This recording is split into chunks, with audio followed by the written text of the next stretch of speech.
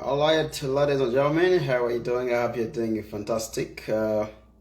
Yes, many questions arising from everybody now. Questions like, but why countries fight? Of course, this is after seeing Russia, Ukraine, United States, China, and other parts of the world being scared or being so much concerned about China and Russia, Ukraine, and United States war, or the world war as they're trying to term it. So everybody asks himself about why do countries fight? Why do countries fight? Why do countries fight? Sababu gani manchi zinagombanaka? Sababu gani manchi zinagombanaka? Hilo swali nataka nilijibu kwa minute 20 peke yake, yani kwa dakika kwa minita 20 ndio hapo mtawazungumzia sababu gani manchi zinagombanaka. Why countries fight? That's a question that everybody, is now asking him or herself after seeing the situation of Russia, Ukraine, United States, China, all these countries around, and of course the rest of the world. Why do countries fight? Sababu gani manchi zinagombanaka? Sababu gani manchi zinagombanaka? Hilo swali ni swali ambalo kila mtu yote anajiuliza wakati huu, kwa sababu ya hii mambo wala hii vita katikati ya Ukraine, Russia, United States and the rest of the world super power countries. Kwa sababu hii ndio maana mnajiuliza hilo swali nyinyi wote. Nataka lakini niwazungumzie ukweli, kwa sababu gani manchi zinagombanaka. Manchi zinagombanaka sababu gani? Ingawa unajiuliza hilo swali, pia inabidi ujiulize sasa. Mahali popote upo, ingawa uko kwenye Afrika, ingawa uko kwenye Marekani wala nchi za nje, jiulize sababu gani uko namna hivyo na wengine kwenye manchi zingine wako namna hivyo wako. Ask yourself that kind of a question. Kwechu uruko umeze n'abandi bakabari uko bameze iyo bari. Abari muri Afrika, abari mu bigo byo hanze. Isubize wibaza icyo kibazo. Kuki mu bwo buzima bumeze gutyo bari akabari muri bwa buzima bumeze kuri. Ikindi kibazo cyufite kwibaza mu gihe uri kwisubiza ikibazo kubera iki abantu barwana, kubera iki ibihugu birwana. Another question you must answer or ask yourself when you're trying to answer the question of why countries fight. Ask yourself, what was slave trade? What was slave trade? Yani ile uzishaji na unyanyasaji ya Wanaafrika wakati walikuwa watoka kwenye Afrika, hizo nyakati za kale. What we call primitive slavery. And of course the today's slavery, which is the modern slavery of resettlement, if I'm not mistaken. So ask yourself those questions as you answer the question of why countries fight. Sababu gani manchi zinagombanaka? Jijibie ukejua sababu gani kulikuwaka slave trade. Sababu gani kulikuwaka hiyo kukuja kukamata Wanaafrika wakiwatoa huko chini, yani wakina sisi kwenye hii modern slavery, then wale wengine wa babu zetu wa kale, sababu gani walikuwa nafanya hivyo? Alafu sasa uje ukajijibu, kumbe sababu kama hizo ndizo zinaacha manchi zinagombana. Why countries fight? Countries fight because of why you and your friend fight. Why you and your friend fight? Sababu gani wewe na rafiki yako mnagombanaka? Sababu gani wewe na rafiki yako mnagombanaka? Could be brothers, could be even neighbors. Why do you fight? When you answer those questions around there, then you understand why countries fight. Why do you fight your friend? Why do you fight your friend? Why does your friend fight you? Why does your sister fight you? Those characters, those behaviors you see in human beings, could be brothers, could be sisters, could be whatsoever, but human beings, those characters, you see that they manifest those are the same characters that also countries manifest. And thus all these things you see around. In other words, I'm saying that if your brother has a car which you love, which you like, it's hard for you to be happy over that. If your brother has a house you don't like, I mean you like, you love, but you don't have such kind of a house, you get angry and jealous. I know, that's human nature, right? If your neighbor has good kids, good behaved kids, you get jealous of that, right? That's human behavior. You will know about that. When you see now that you are progressing, the other one is not progressing, the other one gets jealous of you. You're gutera imbere, uratari gutera imbere. Arakugirira ishari, arakugirira umujinya, arumva atakwifuriza ibyiza. Niko kiremwa muntu babayeho. Siko. Now, when you look at all those kind of manifestations, you don't want good for your friend, you don't want good for your brother, you don't want good for your sister, you don't want good for you or whatsoever person around you.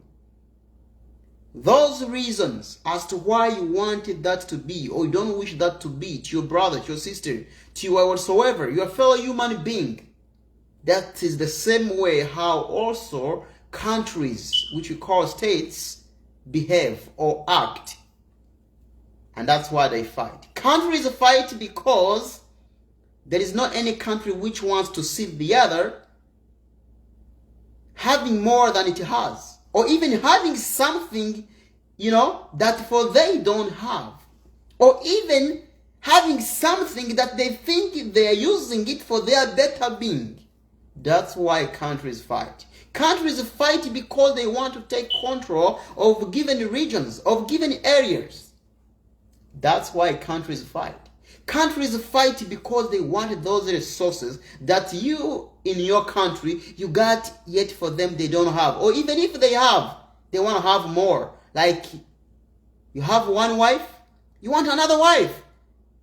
You have one wife, you want another wife because you are like, this is not beautiful. I need to find another beautiful wife. That's why countries fight. The same way you fight for these little things or big things, that's the same way why countries fight. A country like United States, when it just happened to go to where? In a country like, let me say, Burundi, it will still sneak with its own nose in Burundi. Yet people are sleeping hungrily.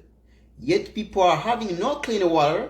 But still a country like United States or even any other superpower country will have to sneak its own nose in a country like Burundi. Yet Burundians don't have even water to drink.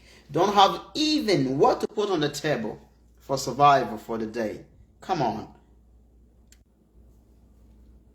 That's the nature of countries. Ndivyo hivyo manchi zinatumikaka, na hizo sababu zinaacha wanagombana. Hawashibi vile nawe mwanadamu, yani mwanadamu haushibi. Hatunapewa kitu gani? Hautashiba.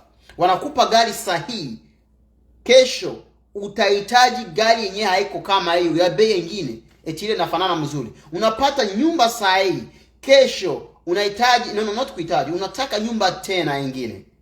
The human desire. Hizo sababu ambazo zinaacha wewe unakuwa na tamania kila kitu chote ambacho kiko kando na wewe, ijapokuwa una vile ambavyo vinakutoshelea. Mpaka hizo sababu zinaacha na manchi nazo zinagombana. Na ndio maana nawapatia mfano eti nchi kama Amerika inafanyaka mnavyonaka, itatoka hapa iende nchi kama Rwanda wala Guinea wala hizo Burundi, hizo manchi zenye ziko chini pale, watu wanakufa njaa, watu wanalala hawakuli, watu wanakosa hata maji ya kukunywa, lakini mpaka tu inataka ingie pale, ingize malipua yayo kwenye nchi kama hizo za Rwanda, za Uganda, hizo za Burundi, hizo manchi zenye watu wanalala hawana cha kukula, hawana maji ya kukunya, maji ni mabaya, maji ni mchafu sana hivyo, lakini nchi kama Amerika mpaka tu inataka ingize mapua pale, kwa sababu ndivyo hivyo Nchi zinatumika kama we mwanadamu, ingawa una gari, unahitaji gari nyingine, umeshapata hayo, unahitaji tena na nyingine, una nyumba, ulikuwa naomba nyumba, wanakupatia nyumba, unaipata tena, unahitaji nyumba nyingine, una bibi, unahitaji bibi mwingine, ulishapata watoto, uliomba watoto kawapewa, alafu sasa unataka iki nipe. Hizo sababu kama hizo zinacho na kuwa na hiyo tamaa, mpaka tu na manchi nazo zina hiyo tamaa ya kusikia kama chochote chiko kando waweze wakapata, chochote chiko kando nao waweze wakapata, na hata unabaki unavuja damu, hawajali, manchi hazijali. That's how countries work. That's why countries fight. Ndio maana zinagombana. Ona Amerika vile iko. Lakini iko naingiza mapua kwenye Ukraine eti kwa sababu inataka iprotege Ukraine ili wa Russians, yani wa Urusi, wasiweze wakaingia kwenye Ukraine. Do you know why? Mnajua sababu gani? Sababu Amerika inataka mpaka tu idomine hiyo parte. Ishakuja mpaka ina control kala karere. Is it because haina kitu ambacho inacho haijitoshelea huku? Inavyo ambavyo vinaitoshelea kama Amerika, lakini mpaka tu inataka sikilike kama ndio hayo ina control hiyo mahali. Ndio hayo inataka tu idomine, yani ikontrole hiyo mahali ya Ukraine. Na bwana Putin anasema bwana hapana. Adui, kwenda mbali na jirani yangu. Huwezi kaingia kwenye kiwanja cha jirani yangu kwa sababu wewe ndio unataka niletea mashida sasa. Na namwambia huyo baba mwenye Ukraine, namwambia tega masikio mzuri. Kama unataka kuwatumikia kwa kuniletea wao adui, utaniona mzuri, utanitazama mzuri. Iko namuelezea, lakini sababu gani Amerika iko naingia pale? Inataka tu mpaka ikontrole hiyo mahali. It wants to take control of that area. Of course, kupitia NATO, kupitia hayo yenyewe. Ndio maana mnaona wanajiunga hizo serikali zote, hizo au wanajeshi wote wa manchi zinatumika na NATO, yani OTAN wanaita kwa lugha nyingine. Mpaka tu wanachanga nguvu kijeshi, wanachanga nguvu kimali, ili mpaka waezi wakazongelea karibu hapo kwenye Ukraine, ili waweze mpaka wakimshinde nani? Putin. Sababu gani? Lakini mpaka tu wanataka wakontrole iye mahali, na wakati kefika hata Putin wamtie chini. Hiyo ndizo sababu zinawachukulia hapo. Na sababu gani wanataka wamtie chini Putin? Sababu gani wanataka waingie hapo kwenye Ukraine, waisha hapo kama wa NATO, kama wakina Amerika? Sababu wanataka ndio wao wakontrole hapo. Control. Kutawala. Wanataka tu watawale. Kila fasi yote ndio wao watawale. Wanaenda hapa wanaua huyo mkubwa. Wanaenda kule wanaua yule mkubwa. Hawapendi hivyo. Sababu wanataka ndio wao watawale. Ni kwa sababu hawana hivyo vinawatosha kwenye mahali kwa wanaishi. Wanavyo vinawatosha, lakini kwa sababu hawatosheleke. Tabahagaga. Ibihugu ntobihagaga. Nico gituma mpora nkababwira ati ikintu cy'umujengo nk'abanyafrika, umujengo nk'abanyafrika muguvane mu mutwe yanyu. Umujengo nk'abanyafrika muguvane mu mutwe gwanyu. Umujengo muguvane tosha kitu wanaita hiyo kitu ya ujinga ya upumbafu eti tunaomba Mungu atatusaidia, tunaomba Mungu ndiye atusaidie peke yake bila kutenda matendo. Na ukweli ni ya kwamba kama haujisaidia hakuna ule atakusaidia, kwa sababu vile mtu iko ndivyo hivyo mpaka na inchi ziko pale zione kama unasumbuka, zije zipeleke vyako. Na ndio maana unaona hata na watu wenyewe wanashangilia ukelumia, wanataka wakuangushe chini, wanataka wapeleke vyako vyote vile mnavielewa. Alafu sasa sisi eti kuliko kujigombania tunatega mikono hivi tunaomba Mungu tusaidie. Wakati wanatunyanyasa wa president hao ambao tumeweka kwenye puvale, yani tumeweka kwenye viketi vya vya serikali, wakati wanatunyanyasa tunaanza kuomba Mungu ati Mungu tusaidie, msaidie. Na hapo ndio nyinyi mliwaweka hapa kwenye Buvale eti kwa sababu walikuwa wenye kabila zenu. Walikuwa wenye kabila zenu. Ujinga yenye kuzidi kibibi. Ulishaona wapi wenye mwenye kabila ndio anatawala nchi na anaisongeza mbele? Hapana, atachukua yoyote mali ya nchi akichukulia kwenye kabila yake, kama sio yeye mwenyewe. Tuko naelewana?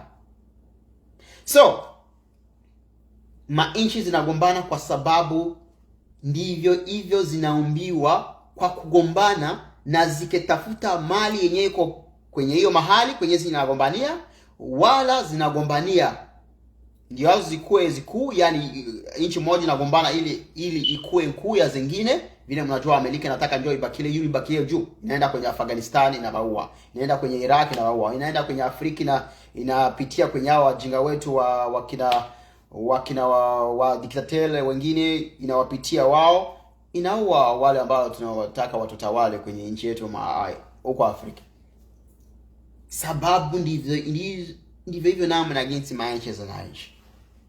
So next time when you ask the question of why countries fight, sababu gani zinagombanaka, kumbuka kitu kimoja. Sababu gani wewe unagombanaka na rafiki yako? Sababu gani wewe unagombanaka na rafiki yako? Ukeuliza hiyo swali, sababu gani nchi zinagombanaka, lakini unajiuliza, tuseme kama vile nchi kama Amerika, unasikia iko nagombana na nchi nyingine, tuseme hata Afrika, unajiuliza sababu gani? Ni kwa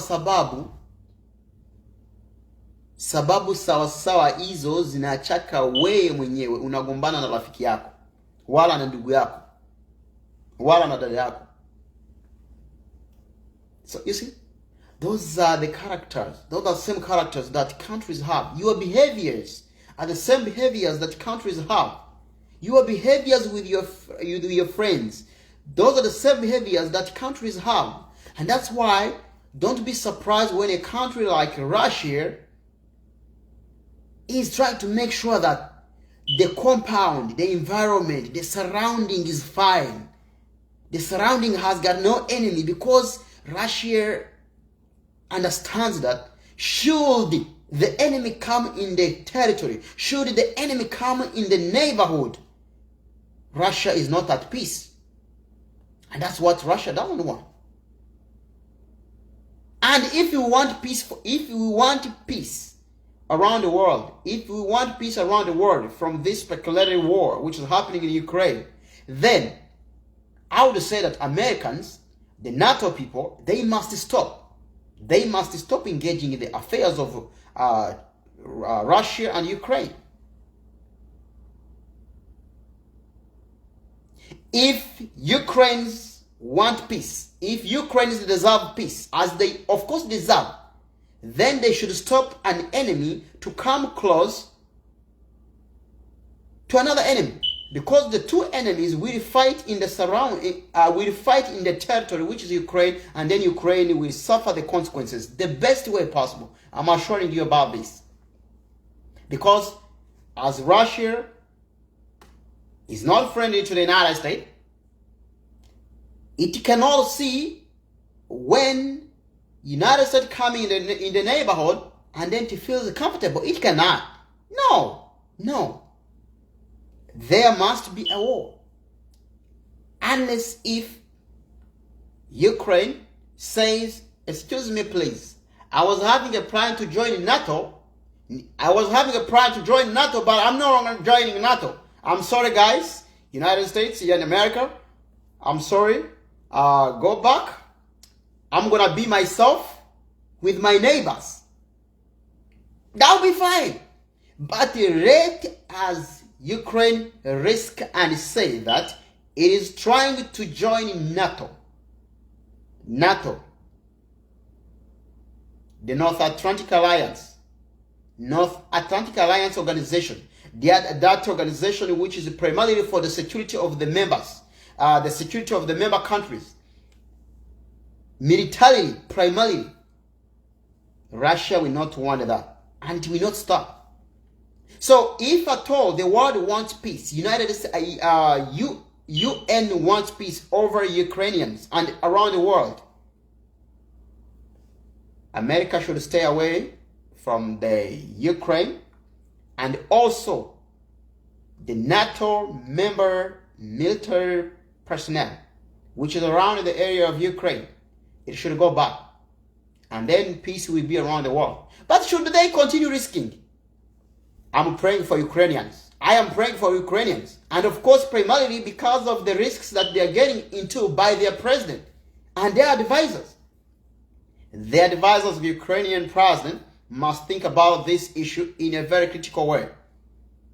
Otherwise, they are going to mess Ukrainians. There is no way how they understand that Ukraine is not friendly to, Russia is not friendly to the United States. And then Ukrainians, they're trying to bring an enemy of Russia in the neighborhood. In the neighborhood. How comes? How do you see if you were to be the one? How do you see? I am not supporting anybody. I'm not supporting anybody. I'm not supporting whether the United States or even Russia or even Ukraine, but I'm supporting the reality. I'm supporting the reality. I am supporting the reality. What's the reality? The reality is each person should stay in his or her own backyard. That's it. So when you're trying to bring an enemy close to me, you're bringing problems to myself. And that's what Russia is doing. That's what Putin is against. And this is the reality. So why countries fight? Countries fight in order to control the areas which are not theirs. And whoever wins takes over. The same way when you fight your friend over something. For example, over a woman, over a lady. If you fight your friend over a lady, the one who is strong is the one who takes them. Is the one who takes the lady, right? Ingawa unagombana na rafiki yako kwa sababu ya msichana, ule ana nguvu ndio yeye atapeleka. Si ndivyo wanafanya? So ingawa sasa Russia ina nguvu kuliko Ukraine, kuliko United States, then Russia's domination, Russia's power will just prevail in that area. But of course, what NATO is trying to do, what the United States is trying to do, that's not friendly, because Ukraine is not another country, but Ukraine was joining to be another country. Now, wanting to be another country, and the NATO is not a friend to Russia, so NATO being not a friend to Russia, and within NATO there is United States and these other countries, of course. And remember this NATO organization, the National North Atlantic Alliance Organization, the security-based principal organization for these member countries, is not friendly to Russia. Then you just know that there's no way how Russia will want that kind of, I'm sorry to call it, invasion. In fact, this is an invasion by the NATO to Russia. And Russia will not accept to see that this neighborhood, the neighborhood of his, is just messed up outside. No. It will instead take control of the Ukrainian territories. All. And that's the reality. So, another example I want to just put up for you guys. Ukraine is fighting for its sovereignty. So, the resistance is justified because of yeah, I know it's fighting for its sovereignty, but remember, while it is fighting for its sovereignty, it does not make it rigid for trying to bring an enemy of the neighbor in its territory. What am I meaning? Ukraine knows that Russia is not friendly to NATO, nor is it friendly to the United States. But again, Ukraine is trying to harbor NATO, is trying to harbor United States. Ukraine is trying to go into NATO. And yet remember, what does it mean being a NATO member? And what does this mean to Russia? What does this mean to Russia? A Russian man, Russia which is not a NATO member, what does it mean to him? Do you know what it means? It means that as all these super countries around Russia are conquered through NATO, then Mr. Putin, President Putin is not at ease. And that's not the thing that he wants. And therefore, that's why he's saying that, hey man, Zelensky something, that name of that president of Ukraine. That's why he's telling him that, hey man, you rather be careful. You are my neighbor. Your people are the same as my people. There's no way how you are going to bring an enemy in my backyard, in my front yard, and then we remain friends. No, that one I cannot accept it. Either you disappear as a country, which means with your people, or I die for my country and my people. That's Putin. And that's blank. That's human nature. You cannot see your wife, your children, getting squashed, getting dismantled and all that, and then you're going to keep your eyes like this. No. Putin is thinking about his future generation as well. Putin is not thinking about just for himself. He's thinking about his future generation, his future people to come of his country. So there's no way how you're going to bring an enemy who is going to destroy his child tomorrow. No. These are the same things like, these are the things like what Africans do when he told them, hey guys, when Kwame Nkrumah told them, hey guys, we're going to be one, because tomorrow an enemy is coming through Rwanda to go to Congo, an enemy is coming through Uganda to go to Congo, an enemy is coming through Burkina Faso to go to Cameroon, and an enemy is coming through Congo Brazzaville to go to Congo Kinshasa. You think Kwame Nkrumah was a fool? He knew about that. He knew about that. So, if these fellow friends of his, if these fellow comrades of his were serious, they would have thought about this and said, hey, you know what? I think that's very true. Because when they come in now, they will be coming dealing with the sovereign countries, the so-called sovereign countries. You hear about Djibouti, you hear about Burundi, you hear about Rwanda, you hear about Uganda, you hear about, all these so-called sovereignties, all those sovereign countries you hear about. So they come through them just to disorganize the rest of the members of Africa. Isn't it something you see? Look at what has been happening in Mali. When the French came in there, look at what has been happening. How do you load the whole tanks, and you're coming to intervene in the election of the country? Come on, that's bullshit of the highest order. But why? Because this is what Africans have myopically responded to, and that's not what Putin is wanting to see. No, Putin is not a fool. Putin is not a dumb. Is not a dumb guy like our president back home in Africa. No. If you want peace in your area, let my area also be peaceful. If you want peace in your home, let my neighborhood also have peace. But if not the case, then no. As long as I'm able, we are not going to be at ease. You're not going to be at ease. When you remember about how our comrade presidents have been assassinated by who? If you know the who and why, then you'd understand why Putin does not want such kind of a mess around his home.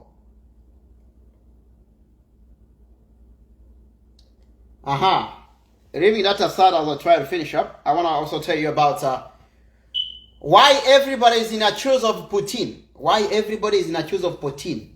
I'm on the point of why countries fight. Why countries fight? They fight because of the same reasons as to why you fight your friend. Those are the same reasons, but again, on the country's level, on the state's level, countries fight because of what they want from the other area. Countries fight because they want to control the other area. Countries fight because they want just what we call the regional hegemon. Now, if you hear about United States trying to fight Russia and becoming a superpower, it's now trying to be the world hegemon, what we call in political science, the world hegemon, the world controller. So the regional controller. So now hii nchi ambayo tunaishi iko nataka ndio ikontrole hiyo nafasi. Ikontrole hiyo nafasi. Wakati mnasikia ma UN, mnasikia ma World Bank, mnasikia ma NATO. Barani wana control zile ma entity. Nani mwenye anazikontrole? So zile ma entity nani mwenye anazikontrole? Who controls the World Bank? Who controls the UN? Who controls NATO? And then from there, when you understand this, then you understand why countries fight. So a country like Russia will never be, and can never be at peace, at a country which does not get praised of his kind of leadership. Yet his kind of leadership is good for his country and his people, if I'm not mistaken. Like you already know about Gaddafi.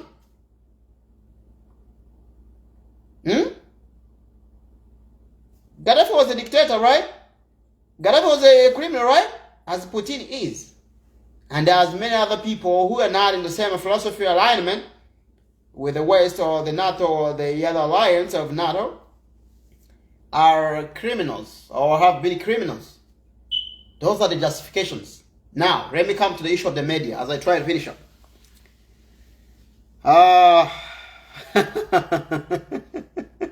When the rich are fighting for the wages, it's the poor who die. Absolutely, my brother. Absolutely. And that's why any country's war, any state's war, any mess in your country, as a person who is a citizen, who loves his or her country, just know that it is as the same mess as in your house. In your house. Because if it doesn't take you, it will take the child. If it doesn't take the child or you, it will take your economy. That's the point. So, right now, we are paying the prices as African sons and daughters. We are paying the prices of the weaknesses of our so-called leaders, our so-called presidents. You know? So they choose to sacrifice us over, you know, their stomachs. And that's the reality. And so that's what is happening around there. Nisaidie kadogo. Ngani leta huyu baba kadogo tuone kwanza. Nitaleta hii point ya media baadaye kadogo. Let me see what this guy is trying to put across. Yeah. So countries fight for but primarily control of the other area, which is not theirs. Regional hegemon. Control of the world. That's what we call the world hegemon. Control of the world. That's why they will not allow you, a country like Africa as a continent or as any country of Africa, to make nuclear weapons, because South Africa, it once did that. I don't remember which year, but it was making nuclear weapons. But guess what? They told them, hey, no, you cannot do that. You cannot do that. We can do to you whatever you can, and you want, but you do not want to make nuclear weapons in that region.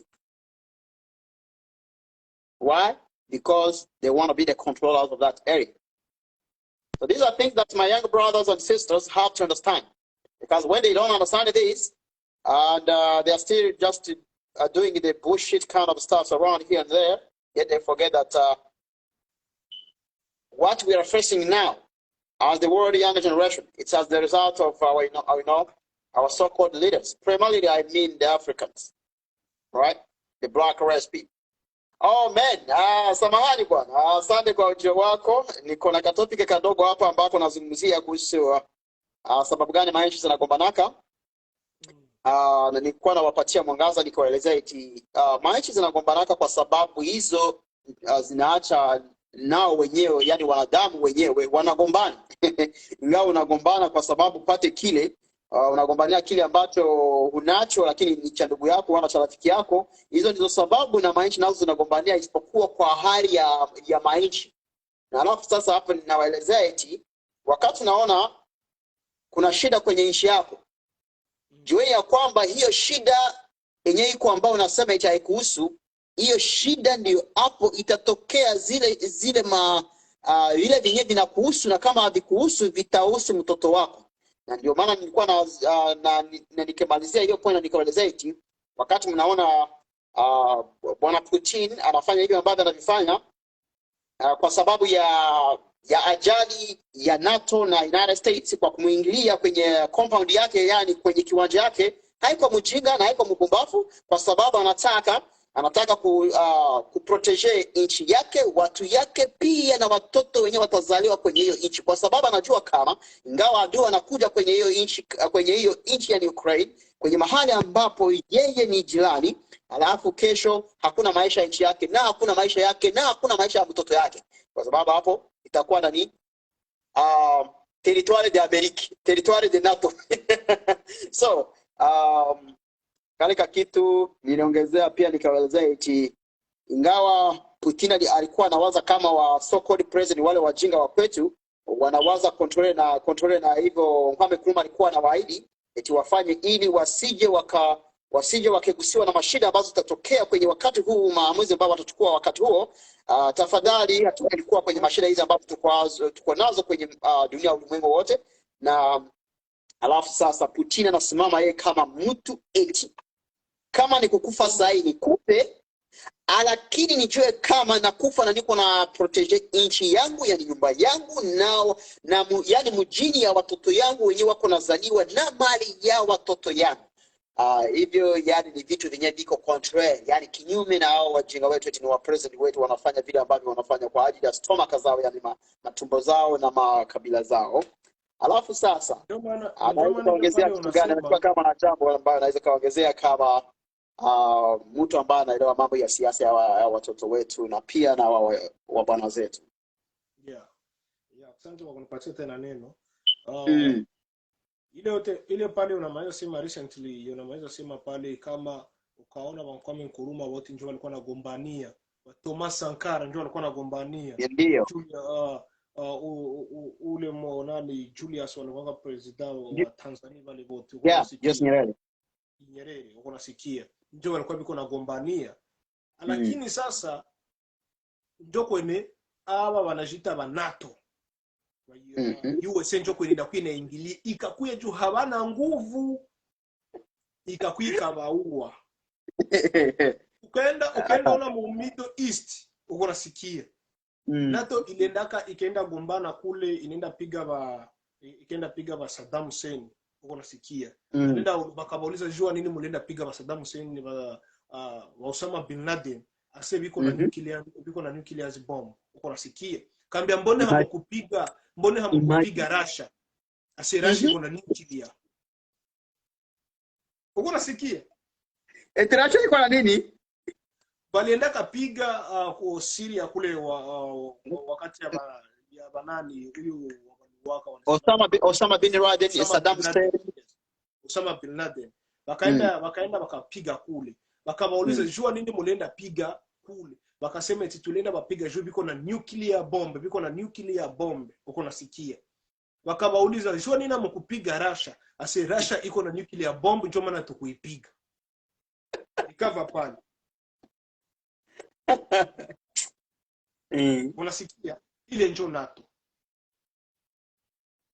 So NATO manake inapenda spreads, yes, kwa watu kufatana watu. Mie siko fan wa democracy, kufatana wengine watu na respect yao wanaoishi wanapenda, lakini NATO inapenda spread fasi yote democracy.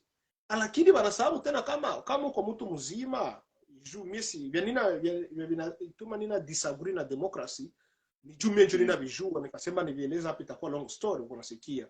So wanasahau kama democracy ni kuacha watu waishi jinsi wao wanapenda. Yes. So kama kiongozi wa Russia anasema sasa tunapenda tuishi hivi, jua nini mnataka impose democracy kama ile democracy ni ya mzuri. Jeni mnapenda impose democracy. Ndio maana ya NATO. Mwanatakia wagombanisha watakatala, maana yake democracy inaomba wagombanishe hapo sababu washaka unga organization yao ya kisoda unasikia. Wanaifidi na pesa kila kitu chote. Wanashenga wasoda wa NATO. Wakugombanisha nani? Wakugombanisha mtu anakatala democracy. So na ndio maana kunaenda kutana wanapenda bapige Putin. So mkupenda bapige Putin ndiye anapenda anajisaidia. Ashaka baambia mbakia kule na sisi tutabakia huko. Siwapendi mzogelee ku frontiere zangu, ku borders zangu. Uko nasikia? Siwapendi mzogelee. Mkisha zogelee tutagombana.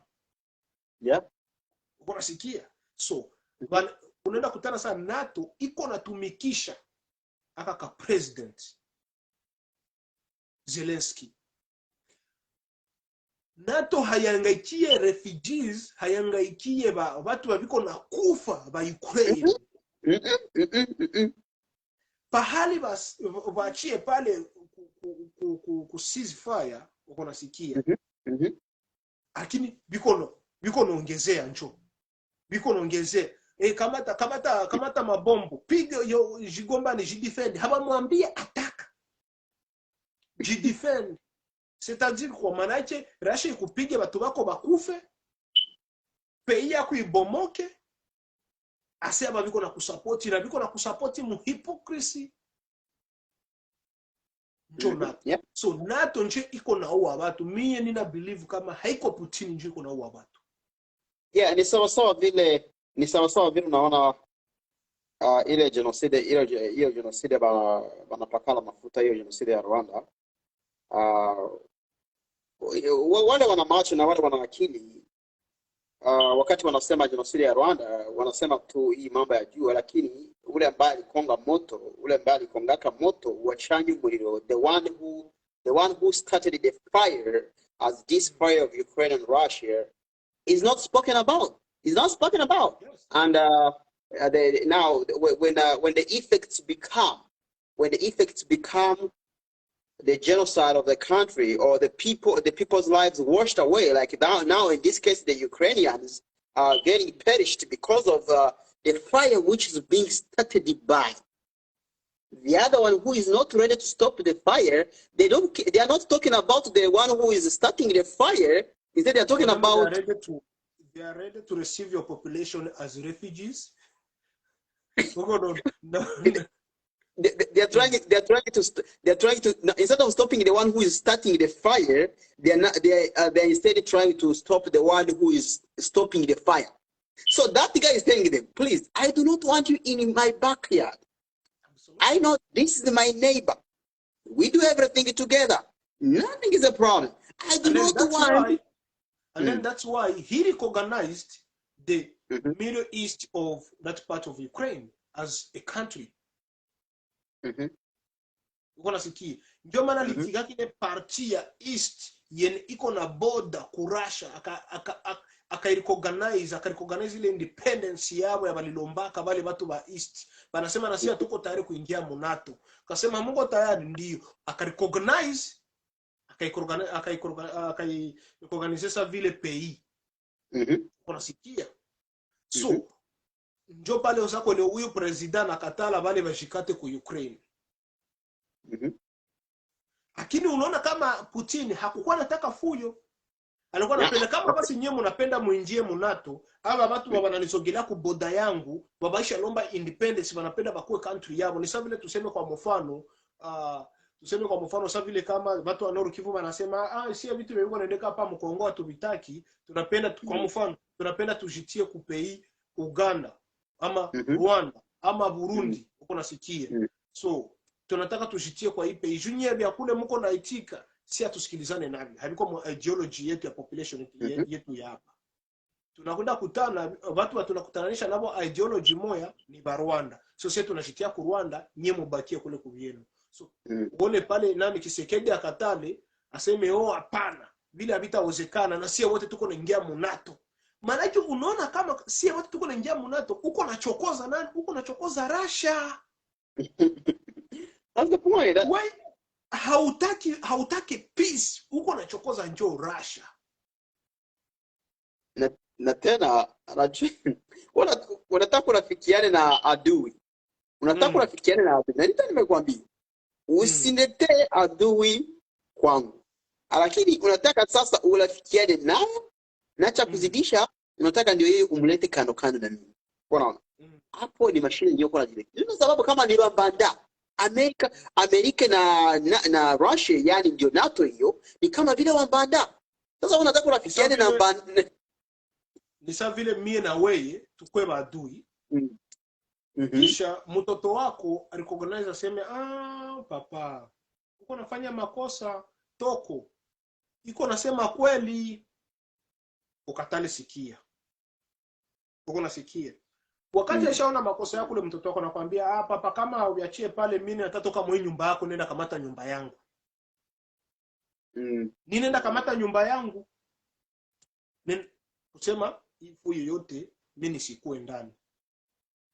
Ndio vile sasa bale watu ba East ya Ukraine bandaka bakaji declare Akasema we president wetu uko naingia mu NATO na kama NATO iko na korogana na Russia. Iko natafuta Russia ni maadui. So si watu hapa katikati hatutaki fuyo pamoja na Russia. Ngata tukue country yetu. Haba kulombaka hata baingia hata munini mu Russia. No, bakue country yabo. Jo ni sa problemi. Lakini uko kwenda kutana hii yote juu France, European Union pamoja na izima Amerika, USA, Canada, abo njoba na rule the media uko nasikia. Ndio biko na spread maneno mabaya ku Putin. Abashi sema ako bibaya. Na tena abo wanasema kama abo njoba biko naanzisha vita. Wakacha pale kusupport Ukraine. Wanaenda in diplomatic way. You have definitely you have gotten to the point where I had kind of like paused too, which is the media. So usitoke ubakie pale. Watu yetu yani zaidi sana mimi watoto wachanga, watu wachanga. I mean hawa watu wadogo wenyewe bado hawajaelewa mambo ya kisiasa wala vile hivi vitu vinakuwa namna gani. Nataka niwaelezee kama sisi hatutoke kule kama vile tunakuja kuwapatia habari ile yenyewe haina mahali kwenye natokea. Na wakati wanapata hii info kwenye social media, hawajui namna gani ya kuicomprehend. Hiyo ndio inakuwa shida mkubwa sana kwa watu wenyewe hawaelewi.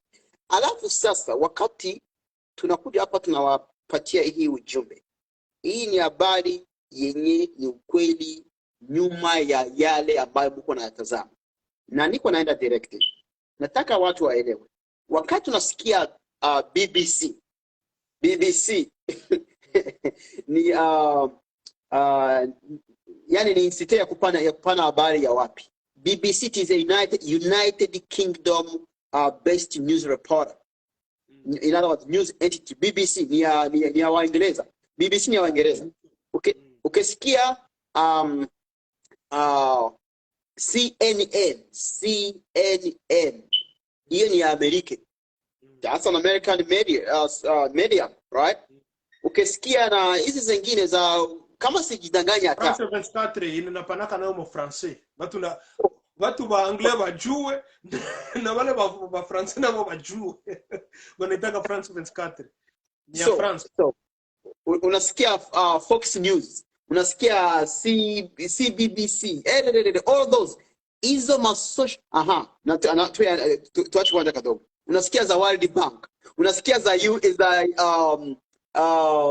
UN, unasikia zile zote zile entite zote yani zote zinatumika kama ma social media, right? So all hizi entite zote yani zinapana habari. Hizi zote zinatumikia zile nchi ambazo ziliziundaka. Tunaelewana? Zinatumikia zile manchi ambazo ziliziundaka. So wakati hizi ma social medias ziko natumika, hazitasema kitu ambacho kinabidi kikuelimishe kama mtu anataka kuelewa mambo ya Russia na Ukraine na Amerika. No, hawatakufunza hiyo, hawatakupatia hiyo habari. Na ndio maana nilikuwa nawaelezea, nikiwapatia mfano hata. Wakati like zaidi sana watu wanasikia kwa mambo ya Afrika. Wakati zaidi sana nasikia sawa wanasema eti the genocide of Rwanda, wala genocide ya Rwanda. Unasikia eti kabila moja, one tribe is the one that died in Rwanda. But kesi ambayo hawaengi hawajiulize. Of course kwa sababu ya ule ambaye anapana habari na anapana yani hiyo habari anatia na pesa, wanatia pesa ili ile habari ya uongo isambalane sana. So Linda, ukakuko na media yako unapenda uonjo television mwani yako, kisha unapenda unispread yako maneno mabaya. You see? Watakusimamisha. na kama naona kama sitapika mbali, nitatia pesa ili mpaka message yangu mpaka itokee. Na wale wenyewe wanakopia ile filosofi yangu waichukulie kule. Hivyo ndivyo manchi zinatumika. Nikiri ugo bikora urumva. Now, let's come to Congo. Let's leave about Rwanda as an example of African countries, Of course, Rwanda had two tribes. It had two tribes, and all these tribes, they all died. which is true. Nobody who denies that. We lost 800,000 Rwandans, but you never hear that Hutu was killed. Okay, I had a genocide. Let's leave around that. Those are the Hutus and the Tutsis of Rwanda. We understand that. But now, let's come to Congo. 1995, 1996, 1998. Look how Hutus were cleared like insects. Look how Hutus were cleared like insects on the land of Congo. Yet, in that region of Africa, the Rwanda, the Congo, the Burundi, around there, the Uganda, that area which speaks this kind of language, the Kinyarwanda, the Kinyabusha, the Kinyarwanda, the Kikiga, the Kirundi, all those, you know. All those people, they are of these two tribes, the Hutus and Tutsis, which when we reach there, we call them Banyankore, Bahima, what, and then when you go to Congo, Banyamurenge, Batusi, you know, and then when you go to Rwanda, the Tutsis and the Hutus. We know that, seriously. But look how the 5 million Congolese, if I'm not mistaken, or just to be very exact, 3 million, which died in the period of 1995, 6, 7, up to 8. Look at those million of Hutus, and it being killed by who? Caused by who? You know, all the other tribes of Congo, they came against. National TVs because that's where hapo ndio kulikuwa na beba point. No, that's where I'm taking the point about who tells you what for what. You're gonna hear. Why do they tell you that, and who is that who? You know, and why? Now, look, all those people, the 3 million Congolese, the 3 million, particularly the Hutu Congolese. Hutu Congolese, when I say Hutu Congolese, I mean they are Hutus in Rwanda, they are Hutus in Congo, they are Hutus in Burundi, as they are Hutus in Uganda who are called Bakiga. Right? But now, whoever speaks about the genocide against the Hutus in the Congo, whoever speaks about that? Nobody. And then when one can ask about these other so-called tribes of Congolese, the Nande, the Konjo, the Bagerege, the Bahima, the Bageregere, you know, all of the Bembe. If one can ask them, hey, when you came and joined the Rwandan Tutsis, or when you came and joined the Nyamurenges, the Tutsis of the Rwanda and of the Congo, against the Hutus of the Congo, were those Hutus from the Congo the ones who had committed the genocide in Rwanda? We know that during that time there was the Congo and there was the Rwanda, there was Uganda, 2 separate countries.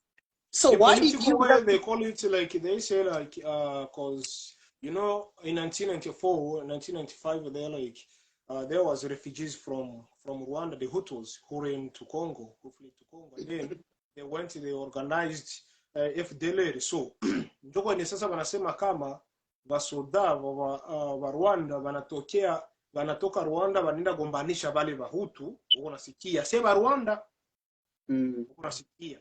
So sema nenda bagombanisha juu basha create rebo, ina kile kirebo watafanya biko apenda barudie mu Rwanda. Maana wata create wataongeza tena walete tena fuyo. So ndio pale sasa kuene unaona habikuongelewa sana. Unakutana sana watu wa kawaida na ndio pale kwenye saba Hutu wa Mkongo balikufia mwa ile vita biko na kufia kwa sababu ya wale babalenda mkirebo na wale babalitokea Rwanda. Uko nasikia? So ile njuli kuwa shida. Na ile njili kuwa problem. Na njoo pale kuenegizo nasema kama zile makabila zengine zilikuwa zikajiunga pamoja na basoda wa Rwanda, ilikuwa njoo pale kuenebiko naleta huyu kabila kukiti. Uko nasikia? Tutakusaidia kukubea kupouvoir na sisi tutatikia tuende tupige wale wa FDLR basikie tuingilia tena. So njoo kwa ne bakawishi akatuma na Bahutu bene balizaliwa Mkongo, budongo yabo ni apale mu Nord Kivu, uko nasikia bene balizala Bakumu ni watoto wa Bahutu na baba walitokea kule Makisangani. Uko nasikia? So bakumu bamingi bakakufia mwele vita ba inosa biko haiko juu banaongea ni banafanana bahutu banaongea kinyabwisha uko nasikia, lakini haiko kusema ni bale bahutu walitokia Rwanda walikuwa munini walikuwa balinda mwafu dele uko nona. So njo pale kwenye mie ndeza sema ine political we njo vile banapendaka babite vile wanapendaka kusema, lakini watu ba mingi kweli balikufia ndani, watu ba mingi tena ba innocent ba mingi balikufia ndani, lakini ababisemake why juu haikuwa kwa agenda. Yes, so exactly. So our people, yani watu yetu na watu wengine hata wakati wanataka comprendre hii mambo ya social media, wala comprendre mambo yenyewe iko yanatokea tu, inabidi wakuwe najiuliza swali moja kwanza. Lakini sababu gani wako na mchukulia huyo mtu namna hivyo? Sababu gani? Na sababu gani yeye mwenyewe iko nafanya hicho kitu? Ile itakuwa na wakuia kitu ya maana sana, kwa sababu ukiona dunia yote wakati huu muombe Ukraine, yuti Putin anaimaliza, lakini hawajali kujiuliza sababu gani Putin anasikilika kama mtu yeye ndiye anataka kumaliza Ukraine. Sababu gani Putin ndio yeye wanamuita criminal, like vile walisemaka eti Wahutu ndio wa criminals. Na japo mwenye kuanzisha moto wa genocide kati hizo manchi mawili iko hapo, iko live na makazi zinaendelea, lakini hakuna yule ambaye anamuongelea. Sababu gani? Sababu ya yule mtu ambaye anacontrol social media, sababu ya yule mtu ambaye anacontrol hizi ma channels of communication. Na hajiseme yeye. Hapana. Hajiseme. Wakati ya Rwanda hakuyakuwa vita, kulikuwa kwake Muhutu Mutusi. Wote walikuwa wanaongea lugha moja. Kuko basinga baba Hutu, kuko basinga baba Tusi. Kule wanabitaka ubwoko. Mu Bahutu muko ndani ubwoko. No, that's true. Uko nasikia. Mu Batusi muko ndani ubwoko. Ba hivi. Uko nasikia. Siye kama sijua ule bwoko majina hapo ningalibisema hapo. So njoza pale mzungu akakuya akapita na Bagabula, lakini hajiseme kama enjo ni Bagabula, na enjo akatuma ile viti naanza. Hakuna jizu unaweza niambia watu ni makabila mbili, lakini wote na banongelea lugha moja. Ni sawa vile kamate Bandande useme no kuko Bandande haiko kabila moja. Nini? Haiko kabila moja na banongea lugha moja. Wanaongea lugha moja. Hakuna hata kwenye bama sema wanaongeaka hivi kisha wengine haiko hata sasa vile Kirundi basi. Unaona Kirundi na Kinyarwanda ama na Kinyawisha biko totally different. Lakini hamuna ndani kusema yamuko ndani difference.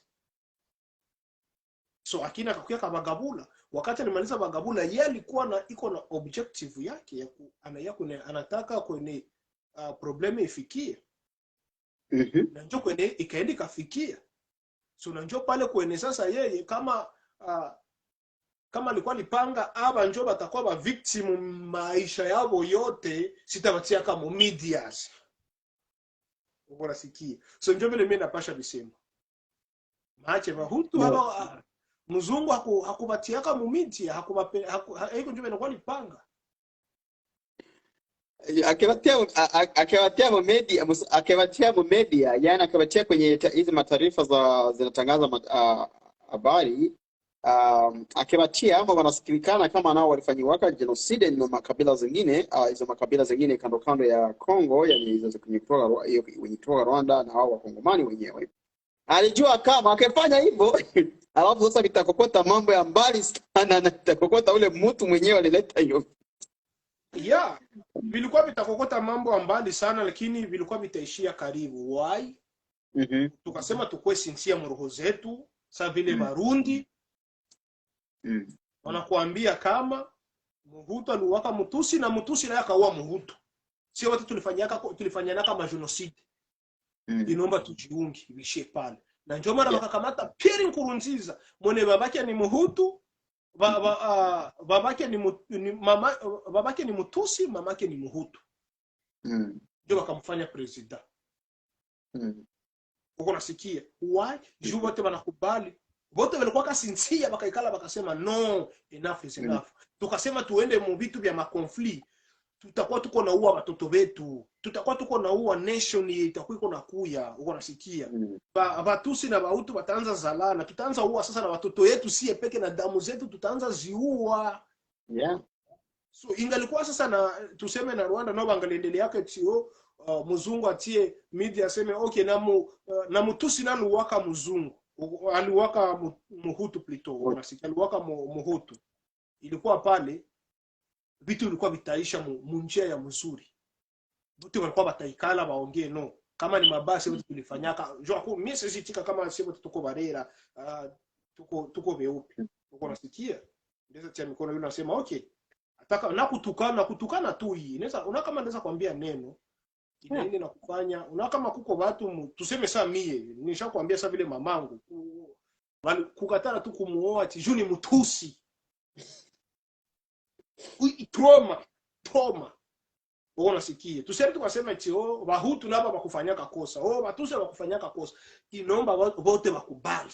Sagizi Barundi mimi napenda ile mwana nilipendaka Barundi na nikipenda politiki ya Burundi wote balikubaliana, na ndio maana sasa nishi Muhammad. Thank you so much. Thank you so much. He who controls the media, it's like the person who the person who feeds you controls you, because it's out of the information we get that we become who we are, right? So our people have to know that the one who controls the media, ule mbana controls social media, yani media, this is in apana habari, ndiye atajere vile ambavyo anataka wakulishe macho yenu, maakili zenu, na ndivyo hivyo. Tuko na kulisha sasa ku Putin. Na ndivyo hivyo wako natukulisha ku Putin. Putin ni kubaya abo wanatiaka agendas zao mbele. Wantu kapima na njoo vitakuwa mu future ni juma tu haba observe babione. Wanti utaanza kuwa na akili ya kusema njoo kuna demokrasia kwa natubeba huko. Mimi sipende tena demokrasia. Uko nasikia pale na wewe unakuwa dictator. Na ukaenda mu Biblia njoo kwenye mu Biblia unasema kama Wakristo watawindi waka. So unajua mu demokrasia wanaleta nini? Njoo mu demokrasia wanaleta ndani mwanamke azarau bwanake, na ukishazarau bwanako tenda mbinguni. Uko na nchi ya mbinguni kweli? Si ni bai tunakupepea unaenda momoto.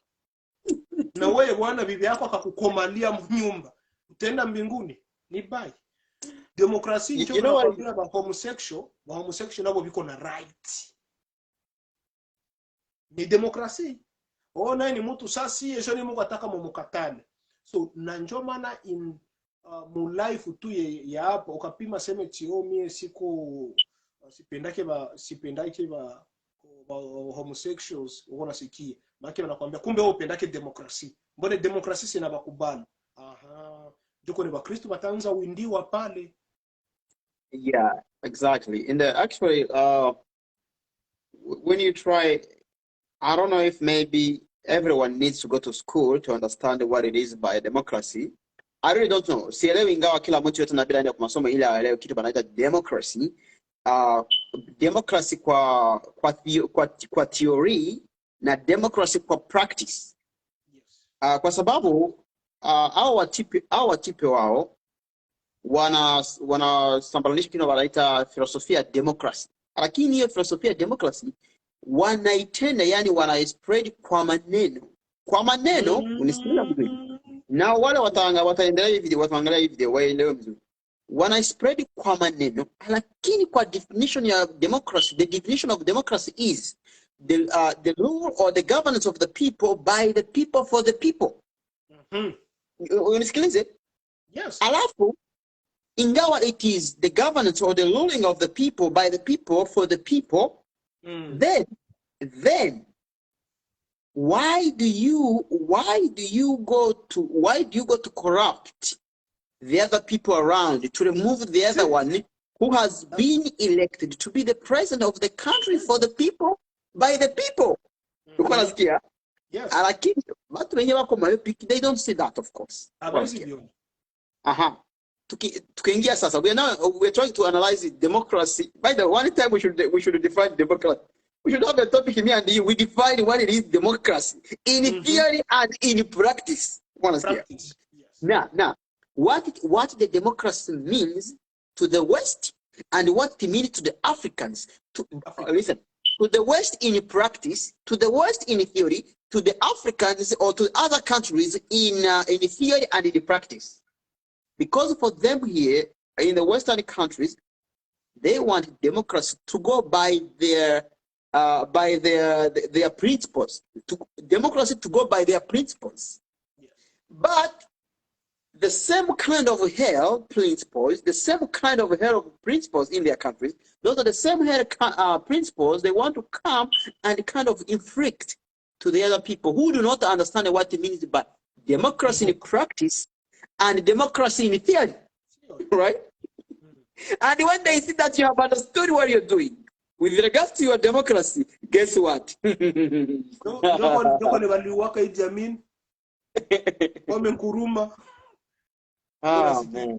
Julius, Mobutu, Gaddafi, Thomas Sankara,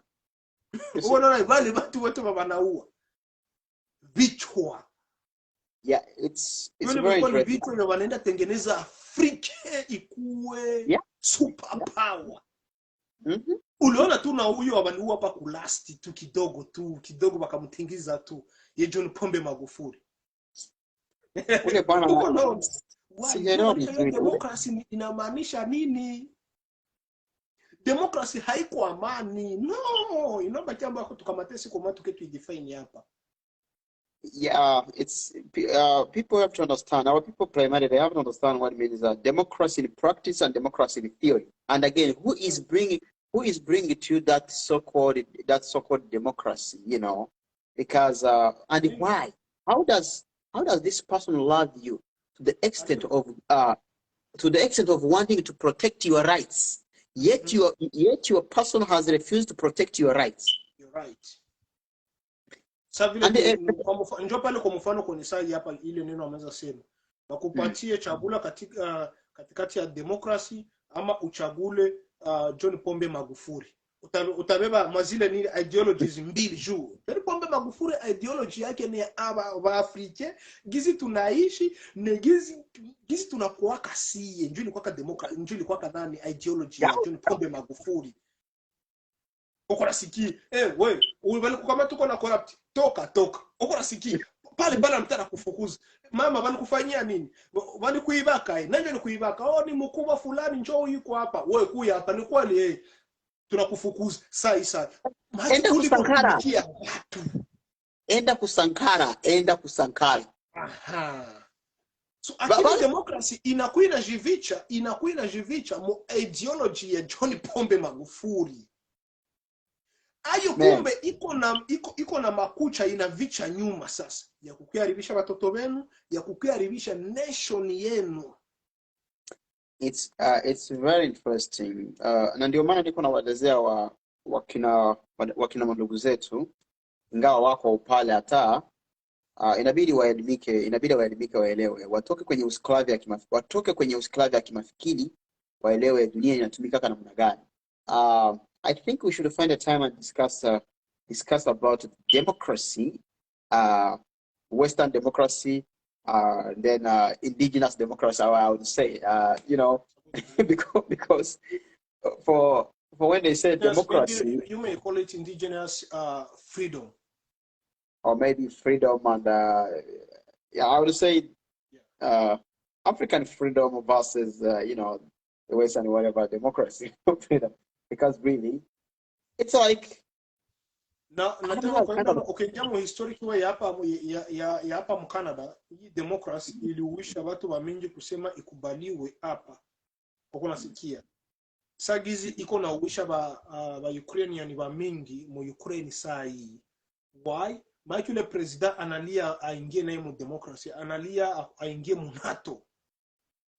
Uko nasikia. So ile mu kuingia mu NATO, democracy haisikia huruma kwa wale watu wenye viko na kufa. Ai nataka tu muingie tu njo mu democracy. So hapa hapa aba indigenous people ba hapa balikatalaka baba westerners kukuya hapa mwa hii pays, mwa hii country, unasikia. So ikabidi baseme nini? Bizi banaanza tukatalia kuingia hapa. Habiko saa hapa ba indigenous ba hapa hakukuwa na nguvu. Sasa sisi Afrika hizi tulikuwa na nguvu. Unakumbuka ba Choice Kingdom hizi ligombanisha kama colonizations. Unasikia. So ndio sasa hapa hakukuwa na nguvu bagombanisha ba West. Ba West bakafanya nini? Bakasema kusema tuikale hapa mu Canada, kusema tuikale hapa mwa hii nchi inaomba tuue kila mtu wote yuko na miaka 18 kupanda, tumuue. Itakuwa mzuri, watoto wadogo wanakuwa iko very easy to adapt. Bakaacha watoto wadogo. Tunasoma mu historia hapa na mapapia niko nazo hapa za historia, unasiteteleza kwa masomo. Hapana eti nilitosha huku kwa masomo. Unasikia? Bakaua watoto wadogo hapa. Na njoo kwenu kwenda ona sasa Ukraine kuniko taka huyu aka ka president yuko atumikisha kuingia kiko apenda kaingie mu democracy. Mwene mkuingia mu democracy lakini haone watu wake wenye biko na kufa. Huyu mtu mweneshaka hiyo democracy maana yake ni nini? Maana ya NATO ni nini? Uko nasikia. Hapendi nyinyi mwingie mu democracy juu mtakia mharibishia watu wake. Mtakia mharibishia mko amuletea basoda wenu pembeni ya borders zake. Wow, it's interesting. Yeah, ule vile unajua na biko naanza mimi nilikuwa niko naviona zamani ndio maana uliona nilikuwa nasema eti huyu boy wa Ukraine hawa watu wote wako wanagombania maendeleza manchi zao, yani kuprotect manchi zao, lakini yeye yuko anaingia ndani na yeye yuko anataka ndio atumikie United States, yani not of course, lakini yeye yuko anajitia mshida, yani nikisema yeye anamaanisha hiyo nchi na hajue isijue kama anaelewa vyenyewe kwa anafanya hata wala kama iko nasikiliza. It will be very easy to rebuild Ukraine. What do you say? Do you think that it will be very easy to rebuild Ukraine now? Nafikiri itakuwa very easy. Maybe if NATO feels that and they it's putting the money, but they're not ready to put in money. If they're not putting in people, soldiers. By now, the poorest country in the world, it's now Ukraine. I may not doubt about that because now it's about 12 days. Sasa iko chini kuzidiana ma countries za Afrika. Ule baba seko na dismantling pole. Ashimaliza mai watu wataanza kwa shota na mabido na baba nataka feels kukora shota na mabido how it feels. Hizi vinasikilika naka. Sasa nimeona ati iko na target fasi kwenye kwa Man City anatia chini. Lakini to be honest I don't think that sijue kama Amerika wala hata NATO ingelimtia kupressure, ingelikuwa ni kusema eti alifanya hivi, anaendana kwa kati ya makubaliano ule bwana. Mwambie bwana. Hapa tipe ba tushibakile vile tulikuwa bwana. I'm sorry you know. Sweden haiko monato. Si nchi. Si inaendelea iko na development yayo. Yeah. Inakuwa nini? No. Unajua una. Nani katu kinyeka kwa nyuma ya ile ya huyu tipe kuingia NATO na sababu ziliacha NATO na Amerika inamfurahia ule tipe hasa ingie NATO. Haiko sababu ya kitu kingine, haiko tu hata Ukraine hayo peke yake, no. Bako naona ile mlima Russia. Kwa sababu wanajua eti huyu akekuwa NATO. Hii ndio kusema hapa ni kwetu, tutaingia huku kwa huyu bwana directement. That is a very good strategic position. That's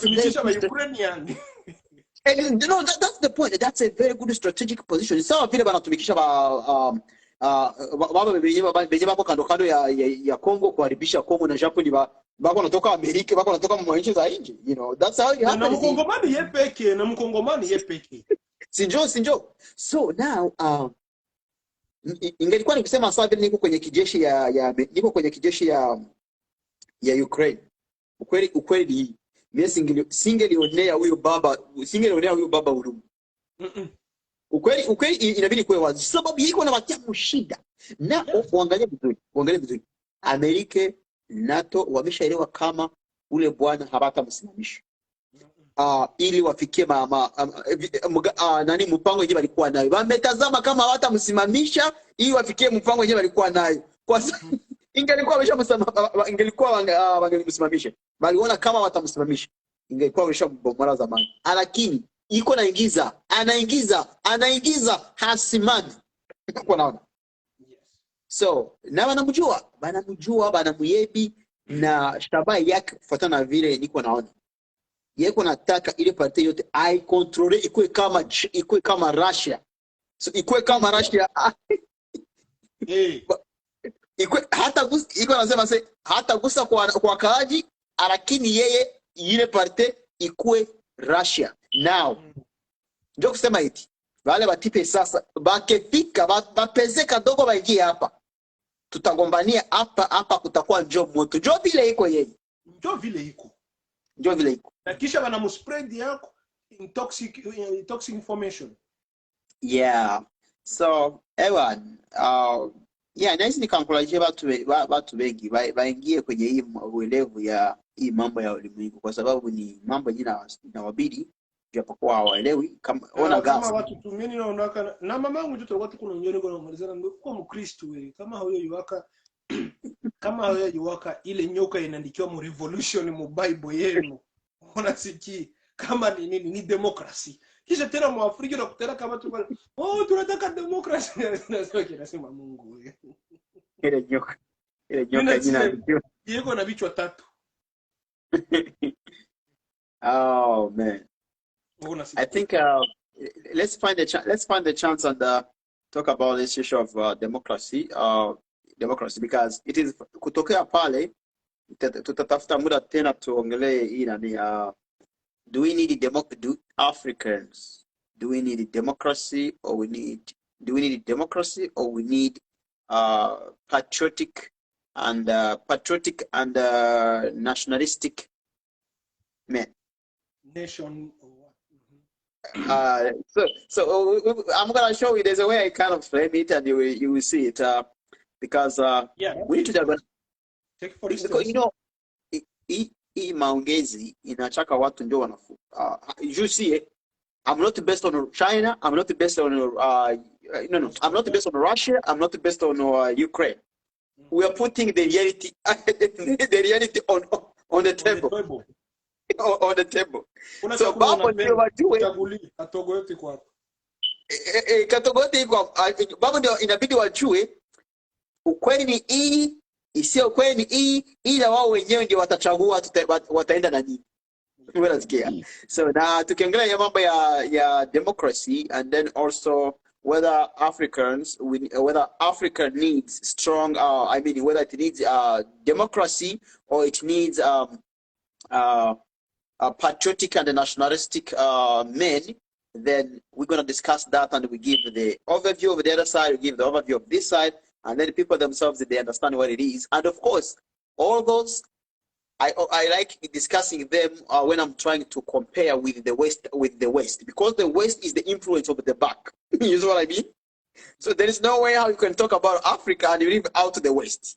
you can talk about the West without putting the Africa, but with me, I always feel and like you always know, when we talk about the West, how is it related to me? How is it related to us? How is it related to a black man? So that's why I can never talk about the West and I forget about Africa, or I forget about Africans. So again, that's the reality, because it has to be out, you know. Wakati watu watakuwa pale watachuzinga, inaomba wopeke baanze kwanza bajionee democracy haisikilie huruma watu wenye na kufa sai mu Ukraine. Yeah. Wapunguze nguvu zao, waseme tulikuwa tunawazia kama ataachia pale wakati ataona kama tuko nasaidia Ukraine, lakini haachie pale. So gize iko naachia pale, acha sisi tu stop kukusaidia, achia pale kugombana. Exactly. Lakini hata in simple terms, what has been the problem between Ukraine and Russia? Ukraine wanted to join NATO. No. Niko nasema eti na bado aye kutaka kuingia NATO. What has been the problem between Russia and Ukraine? There was no problem. Can you imagine? And do you know how much billions that Russia has been paying Ukraine through through the gas pipes and the oil pipe? It's a lot of money.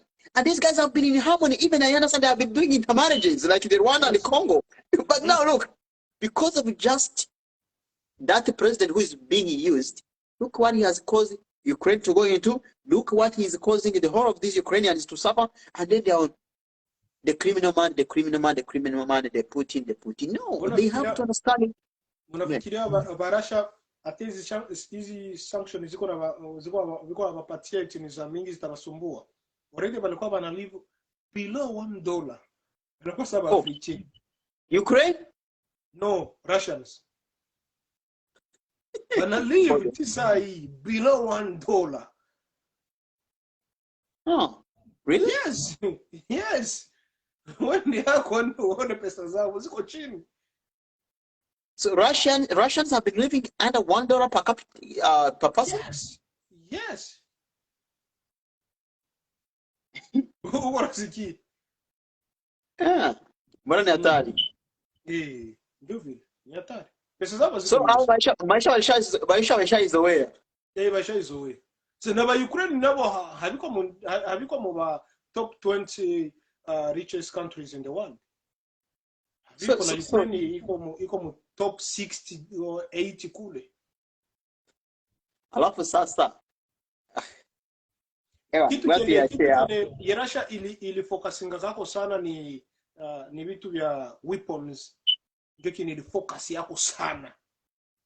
Ilijuaka kama at the first hawapendi waingie mu NATO, hawapendi wajiunge na NATO, hawakupenda kile ideology yao. Na ndio maana walikompanisha wakwe na mabunduki za mzungu. Na mabunduki China ushaiona saa hii.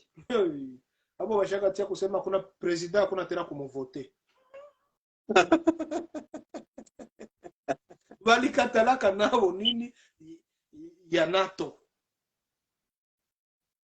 North Korea vile walikatalaka. Na njoo maana wale wana spread ya kama ni ba dictators. Criminals.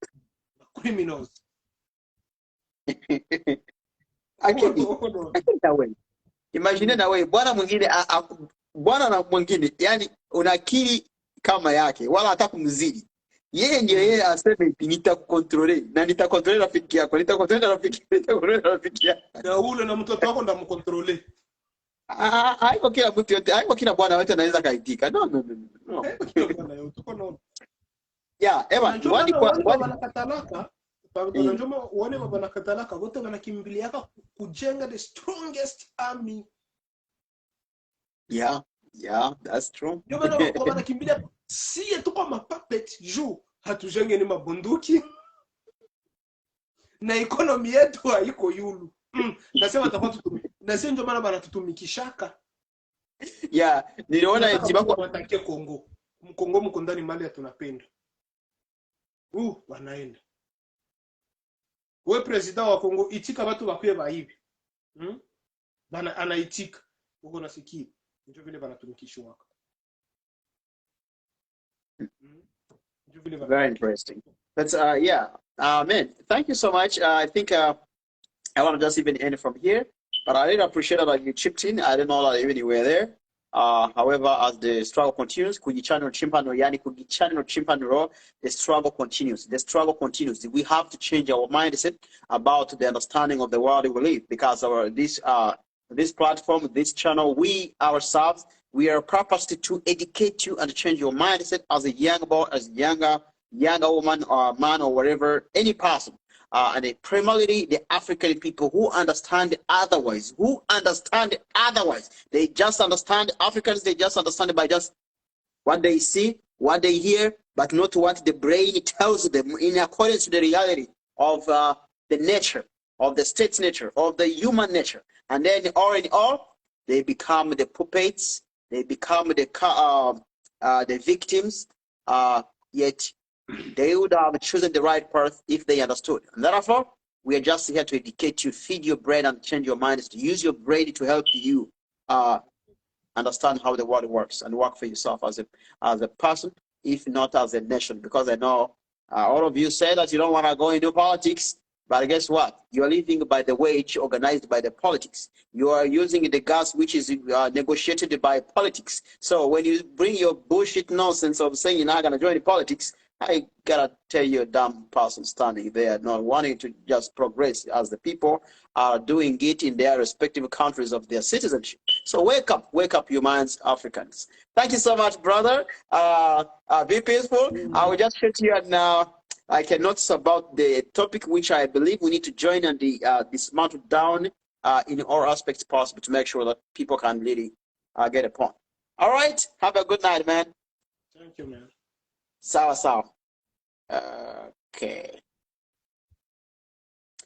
Yeah, ngotumalizia hapa. We are ending from here. Thank you so much for all those who have been watching. This is very interesting. It's very interesting that when you ask the questions that you don't have answers for, there are people who are with the answers around there.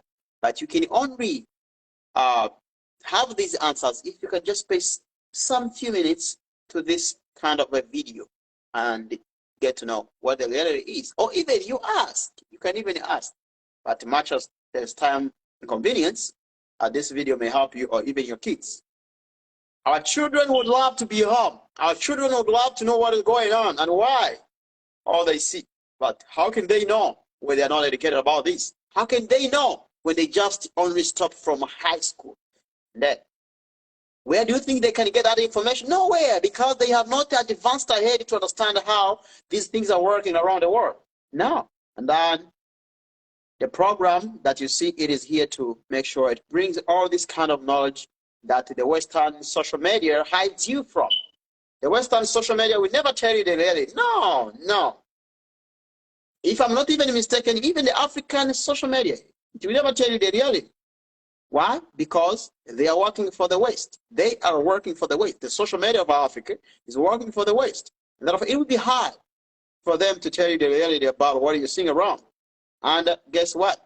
I am not, nor you, or my friend, or anybody that we speak the same language of ideology will live for 1,000 years. No, you are not, nor will I, nor will she or he live for 1,000 years. But before I die, I must do what I'm supposed to do, because that's the date that I owe to God as a reason to create me onto this earth. Be blessed and have a wonderful night. Just another time, when you ask yourself about why countries fight, just keep in mind, why do you fight your friend? Why does your friend fight you?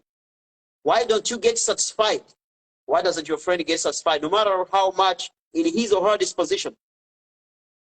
Those are the same reasons that also transition to countries. Those are the same characters that transition in countries' affairs. And they cause them fighting, because they are fighting in order to take control of those areas they are fighting for. They are fighting in order to get those resources from those countries that they are fighting against. You get a point? They are fighting to gain power, if not regional power, the world power, what we call the regional hegemon, and if not the regional hegemon, which means the regional control, then the global hegemon, that's the United States. You get a point. All right, have a blessed night, guys. I love you so much, and thanks for being in. Sometimes these issues are so complicated, but I try to put them in local understanding to make sure that our younger folks can understand about the reality of the world and how it operates, such that they can make reasonable and reliable decisions upon the lives they're living, because our parents made the wrong choices. Our parents made the wrong decisions. Our parents, they didn't work it out as it was supposed to be. Starting from the other friends or the other group of Kwame Nkrumah, whereby he told them, hey, we need a United Africa. And then the other guys, they were like, oh, no, we need these little pieces of the Djibouti, the Burundi, the Uganda, the Rwanda, the Tanzania to be as they are with their own president. But a little later, the enemy came through the angles, the enemy came through the corners, the enemy came through the back here, through the neighborhoods, as it is happening to Ukraine and Russia. When the enemy of Russia is trying to come in the neighborhood of Ukraine, yet the target is Russia, and thus Russia can never stand that at ease. So, guess what? When you understand how these things work, you understand what you have to do as a young man, as a young boy, as a young girl. How can you know that? You cannot know this from anywhere. Those who are telling you just to steal your brain, to wash your brain, no, they cannot tell you the real. I am here, we are here as this channel, True Minds TV, to tell you all this in simple and very easy way. Get this. Make your decisions profoundly. Be blessed.